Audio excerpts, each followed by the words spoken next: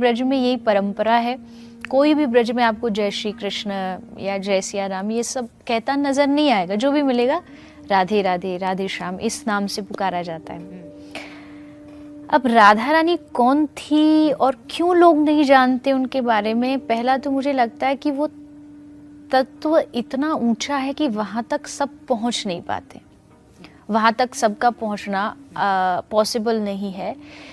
क्योंकि अगर कृष्ण भगवान से भी पूछा जाए कि आप राधा रानी का तत्व बताओ तो वो भी हाथ खड़े कर देंगे कि ये मेरे भी बस की बात नहीं है। तो आम इंसान तो छोड़ ही दीजिए।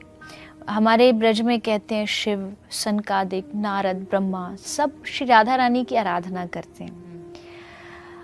अब कौन थी उसके बहुत रीज़न, बहुत सारे तात्विक चर्चाएं, शास्त्रीय चर्चाएं हो सकती है, बट एक सिंपल सी बात में अगर मैं समझाने की कोशिश करूं, सारी दुनिया कृष्ण को भजती है। कृष्ण के मन में आया कि मैं क्या करूं, मैं किसको भजूं, क्योंकि मेरे पास भी एक ऐसा केंद्र होना चाहिए कि जब मैं बैठूं, आंख बंद करूं, मैं किसी को याद कर सकूं, किसी का ध्यान कर सकूं। अब मुझसे ऊपर तो कोई है नहीं। तो कृष्ण का ही भगवान कृष्ण ने अपनी आराधना के लिए, आराध्यते इति राधा, यानी जिनको श्री कृष्ण आराधते हैं, अपनी आराधना के लिए उन्होंने अपना ही एक उच्च स्वरूप प्रकट किया, अपने से थोड़ा हायर पोजीशन पर, और उन्हीं का नाम श्री राधा है। तो अब जब कृष्ण का मन करता है कि मैं किसी के लिए रोऊं, किसी को याद करूं, जैसे हम भगवान के लिए कभी रोते हैं, कभी उनको पुकारते हैं, तो वैसे अब कृष्ण का ही एक स्वरूप है श्री राधा, जहाँ कृष्ण ब्रज में श्री राधा रानी को बुला रहे हैं, पुकार रहे हैं, मना रहे हैं।